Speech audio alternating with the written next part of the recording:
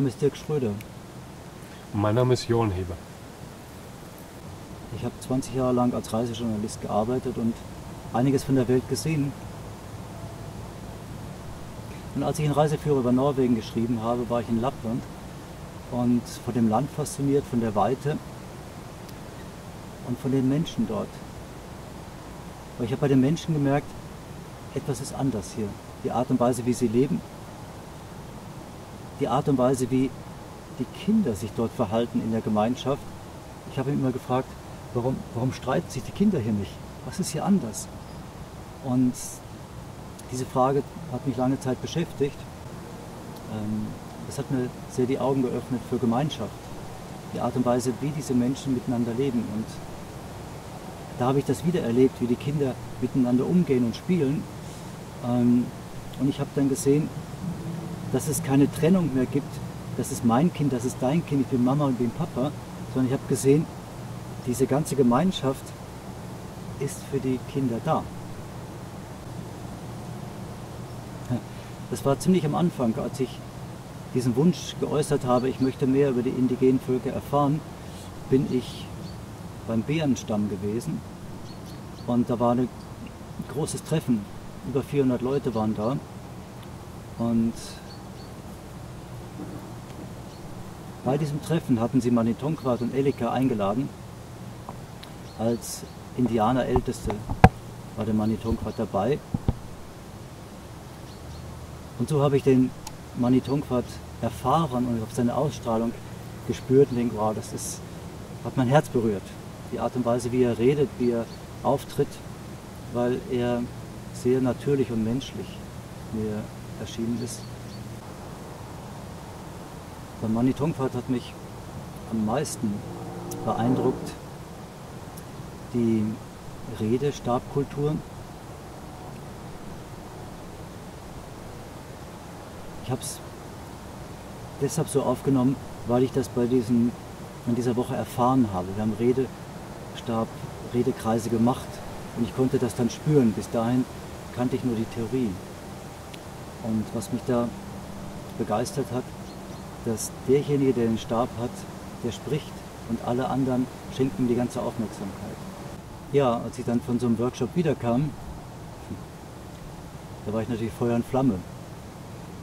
Und wie das bei mir dann meistens so ist, ich überrenne dann die anderen damit. Wir haben das dann in der Familie eingeführt, einmal die Woche einen Familienredestab. Ja, und ich habe gesehen, dass Johann das dann gut aufnimmt. Und wir haben das dann wirklich konsequent einmal die Woche gemacht als Familienredekreis. Und es hat uns wirklich sehr gut getan, weil wir uns auf eine andere Art und Weise kennengelernt haben und gespürt haben. Und die größte Herausforderung für mich war dann, wirklich zu hören von den Kindern sozusagen, was meine Art und Weise, mit ihnen umzugehen, auch mit ihnen macht. Es hat mir bis dahin nie jemand so einen direkten Spiegel vor Augen gehalten, aber dieser Redestab hat es möglich gemacht.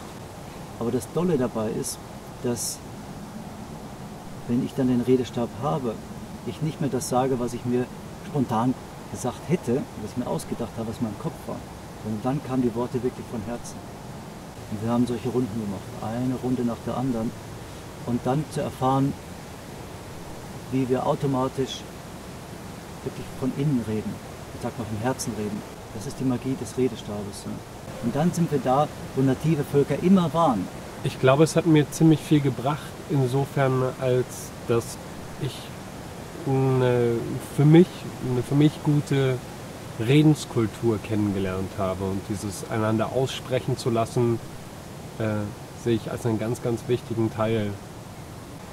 Ich sehe so viele Leute, die das nicht machen, und da denke ich mir immer, wie kann man da irgendwie zueinander überhaupt finden, wenn man nicht mal weiß, was der andere eigentlich meint, weil er nie dazu kommt, auszusprechen.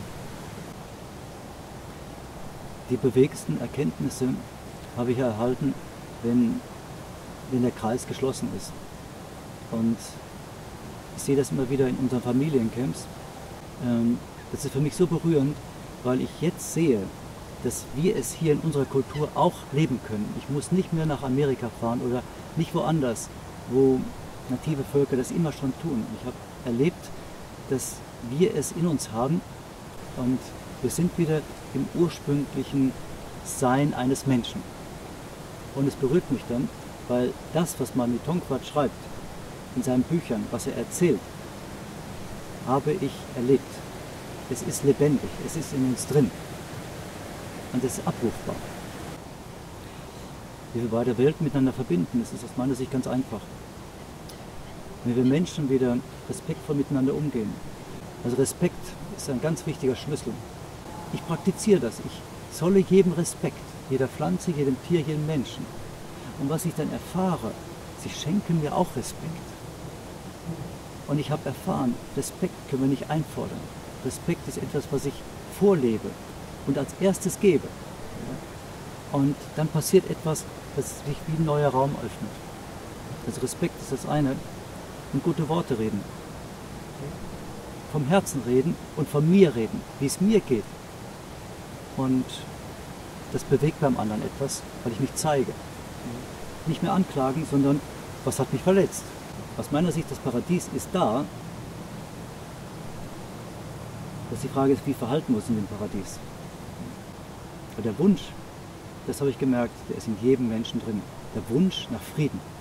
Wir möchten alle Frieden haben. Das macht Spaß. Im Frieden leben ist schön. Kampf ist einfach Energie, die tut keinem gut. Jeder sehnt sich nach Frieden.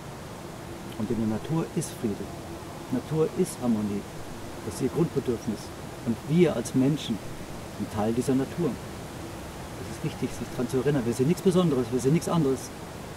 Wir stammen von ihnen ab, wir gehören zum Kreislauf. Und das haben wir immer erfahren. Das ist tief in unserer Seele drin. Der Wunsch nach Harmonie. Ich wünsche mir, dass wir die technischen Errungenschaften und unseren Erfindungsgeist sogar integrieren, um es im Einklang mit der Natur umzusetzen. Wir müssen nicht auf die technischen Sachen verzichten, sondern wie nützt es allen? Natürlichen Kreisläufern, das ist der Sonnenaufgang, die Wärme am Mittag, das Licht, was oben steht, die Sonne, wenn sie oben steht, wenn die Nacht kommt, die Mitternacht, der Morgen wieder, die Jahreskreisläufe. Und daraus leiten sich nämlich alle anderen Kreisläufe ab. Alles, was stirbt, dient wieder und da entsteht neues Leben raus.